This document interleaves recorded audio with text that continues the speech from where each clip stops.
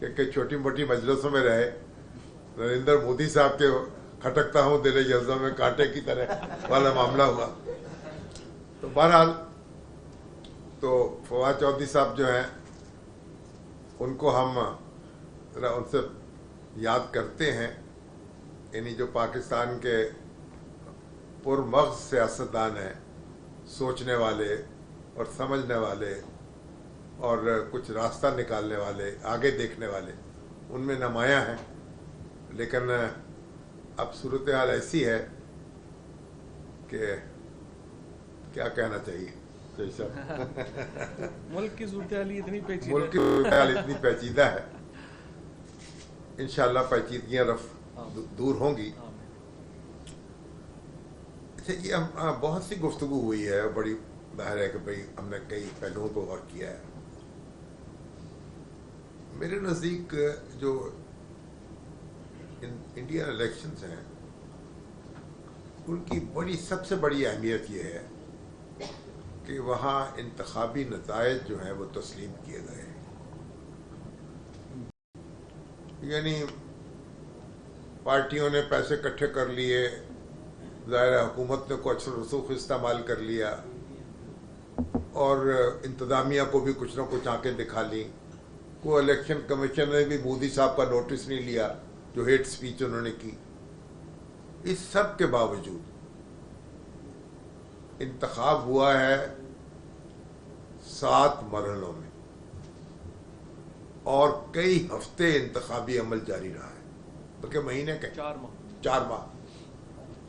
اور پھر گنتی کا پروسیس جو ہے وہ کئی دن جاری رہا ہے اور مشینی ووٹنگ ہوئی ہے. اور انتخابات کے جو نتائج ہیں ان پہ کوئی تنازع نہیں ہے. کسی ادارے نے، کسی انتظامی افسر نے، کسی ریٹرننگ افسر نے یہ جرت نہیں کی کہ انتخابی نتائج کو تبدیل کرے یا گنتی میں ہیرا پھیری کرے. کوئی فارم 45 47 کا چکر نہیں میں نے سنا وہاں. تو انڈین جمہوریت جو ہے، جو اس کی بہت بڑی کامیابی ہے، وہ یہ ہے کہ وہاں انتخابات ہر 5 سال کے بعد منعقد ہوتے ہیں اور ووٹ کے ذریعے حکومت بنتی ہے اور ووٹ کے ذریعے جاتی ہے. اور انتخابات پر، اس کے نتائج پر کبھی کوئی تنازع کھڑا نہیں ہوا. تمام سیاسی جماعتیں جو ہیں وہ ان کو تسلیم کرتی ہیں نتائج کو.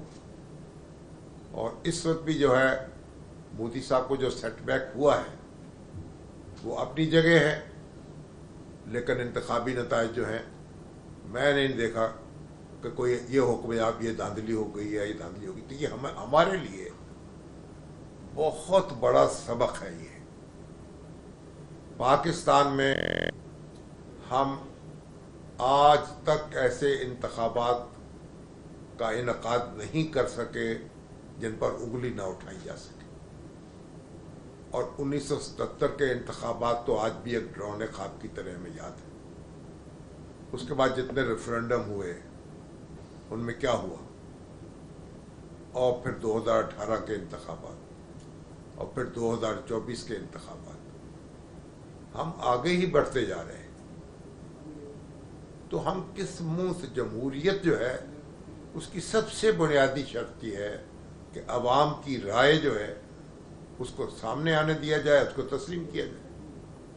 اس لیے یہ تو کوئی، اس میں تو کوئی، میں سمجھتا ہوں، مجھے تو، میں جو انڈیا ہے اس کی ریاست کو بھی اور اس کی حکومت کو بھی اور اس کے عوام کو بھی اور ان کے اداروں کو بھی اس معاملے میں کم از کم اپریشیٹ کیا جانا چاہیے کہ انہوں نے اپنے ملک کو اس طرح سے ایک استوار کیا، اس کا ڈھانچہ جو ہے.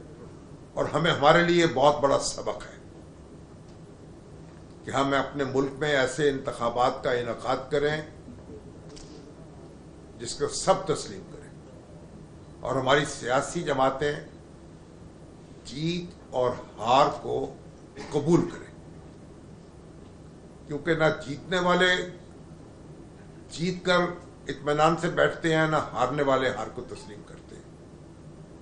और यही फरीक है ना हमारे, जो फिर आप दूसरे अनासर के साथ मिलकर और अदारों के साथ मिलकर ये यहाँ इंतखाब का ढोंग रचाते हैं। तो मेरे लिए एक बड़ी बुनियादी अहमियत ये है, और इस लिहाज से मैं बड़ी रश्क भरी निगाह से इंडिया के इंतखाबात को देख रहा हूँ। बाकी ये है, देखिए इंडिया और पाकिस्तान के जो ताल्लुकात हैं, इंडिया और पाकिस्तान कभी दो एनिमी कंट्रीज के तौर पे कंसीव नहीं किए गए। आप अल्लामा इकबाल का खुतबा पढ़ लें 1930 का, उसमें अलग रियासतों की बात की गई थी अमन कायम करने के लिए, कि अगर ये तकसीम हो जाएगी, अगर एक अलग रियासत यानी मुसलमानों की एक वहदत इंतजामी अलग कायम हो जाएगी तो अमन कायम हो जाएगा। जहां भी बंटवारा होता है वो झगड़ा खत्म करने के लिए होता है, झगड़ा शुरू करने के लिए नहीं होता। और कायदे आज़म ने इस बारे में जो बात कही है वो हरफ आखिर है, और उसी कूजे में पूरा समंदर बंद है कि इंडिया और पाकिस्तान के दरमियान कनाडा और अमेरिका के ताल्लुकात होंगे। इसमें ना कोई कमी हो सकती है ना इजाफा हो सकता है। और एक पाकिस्तानी के तौर पर मैं आज भी यही ख्वाब देखता हूं कि पाकिस्तान और इंडिया के दरमियान, इंडिया के और कनाडा और अमेरिका रिलेशनशिप होगी। अब बात यह है, अब क्या होता रहा है तारीख में। तारीख में बहुत कुछ ऐसा हुआ, हमारी भी बड़ी गलती हैं, उनकी भी बड़ी गलती है।